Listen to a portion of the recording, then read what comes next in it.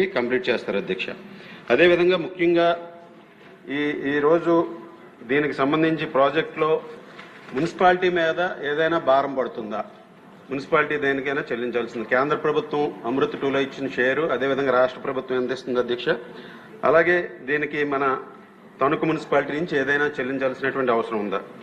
అదేవిధంగా ఈ రోజు ఉన్నటువంటి మన కెపాసిటీ ఎంత తాగునీరు మనం తణుకు పట్టణంలో ఇస్తున్నాం అనేది మనం 77 లీటర్లు ఇస్తున్నాం అధ్యక్ష ఒక పర్సన్కి. అలాగే అదేవిధంగా రాబోయే 135 ఎల్పిసిడి డిమాండ్ ఉంది అధ్యక్ష. ఆ విధంగా ఈ ప్రాజెక్ట్ని ప్లాన్ చేయడం జరిగిందా లేదా అనేది. అలాగే ముఖ్యంగా ఓల్డ్ పైప్ లైన్స్ ఏదైతే ఉన్నాయో అధ్యక్ష, హై డెన్సిటీ పాపులేషన్ ఉన్నది, చిన్న చిన్న స్ట్రీట్లు ఉన్నాయి. ఈరోజు ఎగ్జిస్టింగ్ వాటర్ పైప్ లైన్స్ ఎక్కడైతే పాడైపోయి ఉన్నాయో ఇవన్నీ కూడా ప్లాన్ చేశారా లేదా అనేది ఈ ప్రాజెక్టులో పెట్టారా లేదనేది. ఇంకొకటి అధ్యక్ష, కొత్తగా ఈ ప్రాజెక్టులు వాళ్ళు పైప్ లైన్ లేయింగ్ చేసినప్పుడు ముఖ్యంగా రీస్టోరేషన్ కాంపొనెంట్ ఉందా లేదా. రీస్టోరేషన్ కాంపొనెంట్ లేకపోతే వాళ్ళు తవ్వేసి పైప్ లైన్ పెట్టేసి వెళ్ళిపోతున్నారు అధ్యక్ష. తర్వాత రోడ్లన్నీ కూడా మనం మున్సిపాలిటీ లోకల్ బాడీస్ నుంచి చేసుకోవాల్సినటువంటి అవసరం ఉంది అధ్యక్ష. సో ఆ విధంగా దానికి ఇది రీస్టోరేషన్ కాంపొనెంట్ కూడా పెట్టారా లేదా అనేది ఒకటి చూడాల్సినటువంటి అధ్యక్ష. అలాగే ముఖ్యంగా దీనికి సంబంధించి ఎగ్జిస్టింగ్ ఎన్ని ట్యాప్ కనెక్షన్స్ మనం ఈ ప్రాజెక్టులో ఇవ్వబోతున్నాం, ఎగ్జిస్టింగ్ సంబంధించి మాకు న్యూ కాలనీస్, అదేవిధంగా మనకు అర్బనైజేషన్ పెరగడం వల్ల కొత్త కాలనీస్ కూడా వస్తున్నాయి అధ్యక్ష. ఏదైనా దానికి సంబంధించినటువంటిది ప్రాజెక్టులో ఎలకట్ చేయడం జరిగిందా. ముఖ్యంగా మాకు దాదాపు అవుట్స్కట్స్ లో ఉన్నటువంటి 10-11 కాలనీస్ కి మేము సమ్మర్ లో కూడా వాటర్ ట్యాంక్స్ ద్వారా నీరు అందిస్తున్నాం అధ్యక్ష. దానికి సంబంధించి ఇవన్నీ కూడా దీంట్లో ఉండే విధంగా మంత్రి గారు వారిని రికమెండ్ చేయాలని ఈ సందర్భంగా తెలియజేసుకుంటున్నాను అధ్యక్ష. అదేవిధంగా దీనికి ప్రాజెక్టు కంప్లీషన్ అనేది చాలా ఇంపార్టెంట్ అధ్యక్ష. దీనికి టెండర్లు పూర్తయినాయా, ఇప్పటి వరకు టెండర్లు పిలిచారనేది, గతంలో టెండర్లు పిలిచారనేది వాస్తవమేనా, అయితే ఆ టెండర్లో ఎవరైనా పార్టిసిపేట్ చేశారా, పార్టిసిపేట్ చేయకపోతే మరలా ఎప్పుడు పిలుస్తున్నారు, ఏ విధంగా పిలుస్తున్నారు, ఎందుకు పార్టిసిపేట్ చేయలేదు అనేది కూడా ఒకసారి చూడాల్సినటువంటి ఉంది అధ్యక్ష. ఈ విధంగా ఈ ప్రాజెక్టును 2027కి కంప్లీట్ చేసే విధంగా మంత్రి గారు దీన్ని పుష్ చేయాలని ఈ సందర్భంగా మరొకసారి మీ ద్వారా తెలియజేసుకుంటూ ధన్యవాదాలు తెలియజేసుకుంటాం. అధ్యక్ష, ఈ తణుకు సంబంధించి ఏదైతే అడిగారో దాంట్లో తణుకు, నిడదవోలు, పాలకొల్లు, నర్సాపూరు, భీమవరం, ఆకువీడు వీటన్నిటికీ యాక్చువల్ గా వాటర్ సప్లై చేస్తూ ఒక గ్రిడ్ 420 కోట్లతో యాక్చువల్ గా అమృత్ 2లో పెట్టడం జరిగింది అధ్యక్ష. దాంట్లో పర్టికులర్ గా ఈ యొక్క తణుకు తీసుకుంటే 118.1 కోట్లు పెట్టాం అధ్యక్ష. దాంట్లో రా వాటర్ పైప్ లైన్ కి 38 కోట్లు. అలా కాకుండా ఇన్ఫ్రాస్ట్రక్చర్ అంటే WTPకి 10 MLD, 4 ELSలు, pump sets, 65 kilometres distribution lines, అదేవిధంగా 4,900 హౌసెస్ కి కనెక్షన్స్. ఇప్పుడు సభ్యులు అడిగారు ఎన్ని కనెక్షన్స్ ఇస్తున్నారని.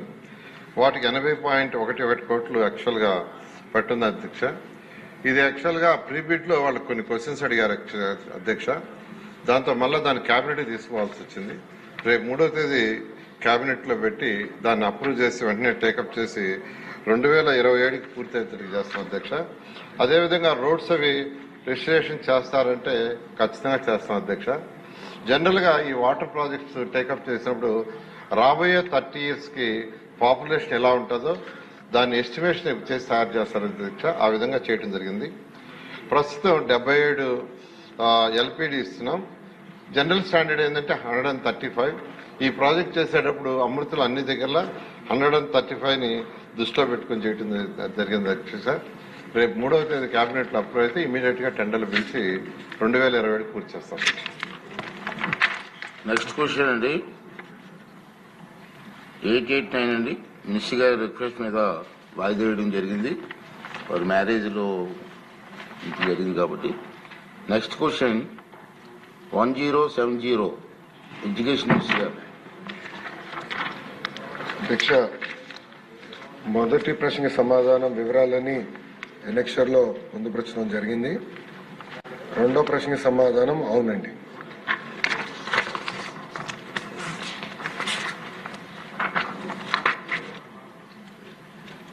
సుధాకర్ యాదవ్ గారు. నమస్తే అధ్యక్ష. మా నియోజకవర్గం మైదుకూరులో ఒక పాలిటెక్నిక్ కాలేజీ ఉంది అధ్యక్ష.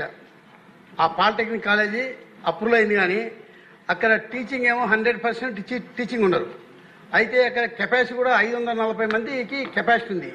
అయితే అక్కడ ఓన్లీ 120 మంది విద్యార్థులు మాత్రమే చదువుతున్నారు. ఎందుకంటే అక్కడ సొంత భవనం లేదు అధ్యక్ష. ఎక్కడో బాడిగ దాంట్లో నడుస్తున్న దానివల్ల విద్యార్థులు కూడా అక్కడ వచ్చేదానికి చాలా ఇబ్బంది పడుతున్నారు. కాబట్టి మేము కోరేది ఒకటే, మన మినిస్టర్ గారిని, 540 మంది విద్యార్థులు కెపాసిటీ ఉంది, టీచింగ్ 100% టీచింగ్ స్టాఫ్ ఉన్నారు, అయినా భవనం లేని దానివల్ల చాలా విద్యార్థులు చాలా ఇబ్బంది పడుతున్నారు. దానికి ఒక సొంత భవనం ఏర్పాటు చేస్తే మా నియోజకవర్గం విద్యార్థులకు మేలు జరుగుతుందని చెప్పి నేను మంత్రివర్యులను కోరుతున్నాను అధ్యక్ష. అదే రకంగా మా నియోజకవర్గంలో భీమఠం మండలంలో ఒకటి నవోదయ స్కూల్ ఒకటి శాంక్షన్ అయింది అధ్యక్ష. ఆ నవోదయ స్కూల్ శాంక్షన్ చేసినాక దానికోసము ప్రపోజల్స్ పంపించమని చెప్పి మినిస్టర్ గారు జిల్లా అధ్యక్షులు పంపించారు. అయితే ప్రపోజల్స్ వచ్చి లేట్ అవుతున్నాయి. ఆ ప్రపోజల్ వచ్చేదాకా ఇప్పుడు ఆల్రెడీ బ్రహ్మంగారి మఠంలో గురుకుల పాఠశాల ఒకటి ఖాళీగా ఉంది. దాంట్లో ఒక మన నవోదయ స్కూల్ ఈ సంవత్సరం స్టార్ట్ చేసే పర్మిషన్ ఇస్తే అక్కడ చాలా మంది విద్యార్థులు నవోదయ స్కూల్కి వచ్చే అవకాశం ఉంది అధ్యక్ష గారు. అదే రకంగా మినిస్టర్ గారు కోరేది ఒకటే, ఈ అవకాశం కల్పిస్తే మా నియోజకవర్గంలో ఉన్నటువంటి విద్యార్థులందరూ చదువుకునే అవకాశం కలుస్తుందని చెప్పి మీ ద్వారా మినిస్టర్ గారిని కోరుతున్నాను అధ్యక్ష. హైదరాబాద్ ఆనందరావు గారు. ధన్యవాదాలు అధ్యక్ష. అధ్యక్ష, అంబేద్కర్ కోనసీమ జిల్లాలో 5 నియోజకవర్గాలు కోనసీమ దీవులో ఉన్నాయి అధ్యక్ష. ఇవి బాగా వెనకపడ్డటువంటి నియోజకవర్గాలు. అలాగే ఇందులో 3 అసెంబ్లీ నియోజకవర్గాలు పక్కనే ఎస్సీ నియోజకవర్గం ఉన్నాయి అధ్యక్ష. ఎస్సీ నియోజకవర్గాలు అంటే అత్యధిక పాపులేషన్ ఎస్సీలు పేదలు ఉన్న నియోజకవర్గం అధ్యక్ష. ఇక్కడ పాలిటెక్నిక్ కాలేజీ ప్రభుత్వం నుంచి లేకపోవడం వల్ల సుదీర్ఘ ప్రాంతాలకు వెళ్లి సుదీర్ఘంలో చదువుకోవడానికి ఆ పేదలు ఇబ్బంది పడుతున్నారు అధ్యక్ష. ఎందుకంటే ఇప్పుడు ఒక పక్క కూటమి ప్రభుత్వం వచ్చిన తర్వాత గౌరవ ముఖ్యమంత్రి చంద్రబాబు నాయుడు గారు, లోకేష్ బాబు గారు కృషి చేస్తున్నందుకు భారీ స్థాయిలో పెట్టుబడులు వచ్చి పారిశ్రామికంగా అనేక ఉద్యోగాలు వచ్చే అవకాశం రాష్ట్రంలో ఉంది అధ్యక్ష. అలాగే మా జిల్లాలో కూడా ఓఎన్జీసీ కానీ, గెయిల్ కానీ, లేకుంటే రిలయన్స్ కానీ ఇలాంటి ఆయిల్ కంపెనీలు భారీ స్థాయిలో యాక్టివిటీస్ జరుగుతున్నాయి అధ్యక్ష. అందుకని మీ ద్వారా గౌరవ మంత్రి గారిని ఈ సిఎస్ఆర్ ఆయిల్ కంపెనీ టైఅప్ అయ్యి ఒక కొత్త పాలిటెక్నిక్ కాలేజ్ అమలాపురం కేంద్రంగా, జిల్లా కేంద్రంగా ఇస్తే అక్కడున్న పేద విద్యార్థులందరూ చాలా సంతోషిస్తారు అధ్యక్ష. అలాగే అనేక మంది దూర ప్రాంతాలకు వెళ్ళి చదువుకోకుండా అక్కడే చదువుకుని ఆ జిల్లా కూడా విద్యాపరంగా కూడా బాగా వెనకబడే జిల్లా అధ్యక్ష. అక్కడ డిగ్రీ కాలేజీ మొన్నే ఇచ్చారు. ఈ సందర్భంగా మీ ద్వారాగా గౌరవ మంత్రి గారికి ధన్యవాదాలు తెలియజేసుకుంటున్నాను. అలాగే ప్రభుత్వ పాలిటెక్నిక్ కూడా ఇస్తే మరింత అక్కడ యువత అంతా సంతోషిస్తారు డిగ్రీ కాలేజీ వల్ల. ఇది కూడా ఇస్తే యువత అంతా చాలా సంతోషిస్తారు. చాలా మేలు జరుగుతుందని మీ ద్వారా గౌరవ మంత్రి గారిని కోరుతున్నాను అధ్యక్ష. వెంకటరాజు గారు. ధన్యవాదాలు అధ్యక్ష. త్వరితగతిన ఉద్యోగ ఉపాధి అవకాశాలు కల్పించాలనే ఉద్దేశంతో ఈ నైపుణ్యతతో కూడిన విద్యా విధానాన్ని పాలిటెక్నిక్ ద్వారా ప్రవేశపెట్టడం, రాష్ట్ర వ్యాప్తంగా ఇదంతా అమలు అవ్వడం అనేది ఒక శుభసూచకమైతే, ఇటీవల కాలంలో నారా లోకేష్ గారు విద్యాశాఖ మంత్రిగా, మానవ వనరుల శాఖ మంత్రిగా వారి బాధ్యతలు చేపట్టిన తర్వాత వస్తున్న సంస్కరణల యొక్క ఫలితాలు ఈరోజు చూడగలుగుతున్నాం అధ్యక్ష. ఒక ఉదాహరణగా తీసుకుంటే గవర్నమెంట్ పాలిటెక్నిక్ కాలేజెస్లో ఏదైతే అక్కడ చదువుకుని ఉత్తీర్ణులై బయటకు వచ్చిన విద్యార్థులందరికీ ప్రతి ఒక్కరికి ఉపాధి ఉద్యోగ అవకాశాలు కల్పించాలనే లక్ష్యాలు వారు పెట్టడం, తద్వారా కాలేజీని అనుసంధానం కంపెనీలకు చేసి ప్రతి ఒక్కరికి ఉద్యోగ అవకాశాలు కల్పించాలనే ఉద్దేశం. ఇటీవల కాలంలో 2024-25 సంవత్సర కాలంలో 9,145 మంది విద్యార్థులు ఉత్తీర్ణత సాధించి గవర్నమెంట్ కాలేజీల నుంచి బయటకు వస్తే వాళ్ళకి సుమారుగా 8,651 మందికి ఉద్యోగ అవకాశాలు కల్పించగలిగారు నారా లోకేష్ గారు. అంటే దీని యొక్క సక్సెస్ రేటు 94.6%. అంటే వారు ఇంకా లక్ష్యాలు 100% పెట్టుకున్నారు. కానీ ఎంత మంచి ఫలితాలు ఇస్తూ ఉద్యోగ అవకాశాలు కల్పిస్తున్న ఈ విద్యా సంస్థల్లో పాలిటెక్నిక్ కాలేజెస్లో అడ్మిషన్స్ అనుకున్న స్థాయిలో ఉండట్లేదు అధ్యక్ష. తమరి ద్వారా గౌరవ మంత్రివర్యులు లోకేష్ గారికి విన్నపం, ఇంత అవకాశాలు కల్పిస్తున్నారు, వారు ఎంతో శ్రమ పెట్టి ఆయన యొక్క విజన్తో ఈ యొక్క విద్యా సంస్థలో సంస్కరణలు తీసుకొచ్చి 100% ఎంప్లాయ్మెంట్ క్రియేట్ చేయడం, అంటే మరీ ముఖ్యంగా 10th క్లాస్ తర్వాత 3 ఏళ్ల తర్వాతే అవకాశాలు, అంటే ఆర్థికంగా వాళ్ళు ఆ కుటుంబాలు బలోపేతం అవడానికి ఉపయోగపడే అంశం కాబట్టి అడ్మిషన్స్ కూడా పెంచగలిగితే, దీని అవేర్నెస్ రాష్ట్ర వ్యాప్తంగా తీసుకురాగలిగితే అనేక మందికి లబ్ధి కూరుతుంది అధ్యక్ష. అదేవిధంగా ఎడ్యుకేషనల్ పరంగా హైయర్ ఎడ్యుకేషన్ చదవాలనుకున్నా కానీ పాలిటెక్నిక్ అయిన తర్వాత ఇంజనీరింగ్లో ఈ సెట్ ద్వారా సెకండ్ ఇయర్ నుంచి జాయిన్ అవుతారు. అంటే హైయర్ ఎడ్యుకేషన్ కంప్లీట్ చేయాలంటే ఇంటర్మీడియట్ 2+4 అలా కానీ, లేదంటే పాలిటెక్నిక్ 3+3 6. అంటే అక్కడ హైయర్ ఎడ్యుకేషన్ కూడా అవరోధాలు లేవు కాబట్టి, లేదు త్వరితగతిన ఉద్యోగ అవకాశాలు కల్పించడానికి కూడా ఒక మెరుగైన మెయింటైన్ అవకాశాలు పాలిటెక్నిక్లో ఉన్నాయి కాబట్టి దాని యొక్క విశిష్టతని రాష్ట్ర వ్యాప్తంగా తీసుకెళ్లడంలో గౌరవ మంత్రి గారిని తమరి ద్వారా వేడుకుంటున్నాను సార్. ధన్యవాదాలు అధ్యక్ష. మినిస్టర్ గారు. అధ్యక్ష, రాష్ట్ర వ్యాప్తంగా 10 ప్రభుత్వ పాలిటెక్నిక్స్ లో సొంత భవనాలు లేవు అధ్యక్ష. దాంట్లో రెండు భవనాలు ప్రజాప్రభుత్వం వచ్చిన తర్వాత కడతం ప్రారంభించాం అధ్యక్ష. 5 పాలిటెక్నిక్స్ కి ఇప్పటికీ భూములు కేటాయించాం అధ్యక్ష. దాంట్లో చోడవరం, పొన్నూరు, బేతంచెర్ల, మైదుకూరు, గుంతకల్. సో మైదుకూరు ఎమ్మెల్యే గారు అడిగిన దాంట్లో భూములు మనకు కేటాయించాం అధ్యక్ష. 3 పాలిటెక్నిక్స్ ఇప్పటికీ భూమి కూడా కేటాయించలేదు అధ్యక్ష. అది మచిలీపట్నం, కేఆర్పురం, అనపర్తి. సో ముందల ఈ 3టికి భూములు కేటాయించి ఈ 5 కూడా మేము కేంద్ర ప్రభుత్వంతో కూడా డిస్కస్ చేసి నిధులు ఎట్లా సమకూర్చి సొంత భవనాలు కట్టాలనేది 10 పాలిటెక్నిక్లకి ఒక లక్ష్యంగా మేము పెట్టుకుంటాం జరిగింది అధ్యక్ష.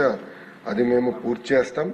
రాష్ట్ర బడ్జెట్, ఎంపీ ల్యాడ్, సిఎస్ఆర్ ద్వారా ఈ 3 అనుసంధానం చేసి తప్పనిసరిగా మేము ఈ యాక్టివిటీ అంటే ఈ భవనాలు కట్టేది మేము త్వరలోనే పూర్తి చేస్తామని గౌరవ సభ్యులందరికీ నేను తెలియజేస్తున్నా అధ్యక్ష.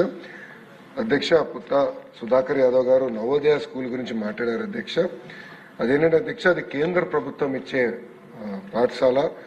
టెంపరీ భవనాలు వాళ్ళు ఒప్పుకోరు. ఒకసారి నేను గౌరవ మంత్రి గారితో మాట్లాడతాను, కేంద్ర మంత్రి గారితో మాట్లాడి అది ఎట్లా పూర్తి చేయాలో ఆయనతో కూడా నేను డిస్కస్ చేసి ముందుకు వస్తాను అధ్యక్ష. అదేవిధంగా ఐతుపట్ల ఆనందరావు గారు అడిగారు అధ్యక్ష. కోనసీమ గురించి ఆనందరావు గారు కానివ్వండి, గౌరవ మిగతా ఎమ్మెల్యేలు అందరూ కూడా నాతో మాట్లాడారు. ఎంపీ మన హరీష్ కూడా నాతో మాట్లాడారు అధ్యక్ష. హైయర్ ఎడ్యుకేషన్ లో కొంచెం మన జిల్లా వెనకబడి ఉందనేది విషయం వాస్తవం, ఎలాంటి సందేహం లేదు. అందుకే మన డిగ్రీ కళాశాల మనం కేటాయించాం. పనులు కూడా తొందరలోనే పూర్తి చేస్తాం. మన ప్రాంతానికి మెరుగైన విద్య అందించాల్సిన బాధ్యత మన కుటుంబ ప్రభుత్వం పైన ఉంది. ఒకసారి ఇది కూడా నేను స్టడీ చేసి పాలిటెక్నిక్ అక్కడ ఎట్లా ఏర్పాటు చేయాలో దానిపైన కూడా మేము అందరం డిస్కస్ చేసి మళ్ళీ మీకు ఇన్ రైటింగ్ ఇస్తాం అధ్యక్ష. అధ్యక్ష, ఇప్పుడు చూస్తే పాలిటెక్నిక్ కాలేజ్ లో అడ్మిషన్ 70% అధ్యక్ష. వారి సభ్యులు చెప్పినట్టు అడ్మిషన్ 70%.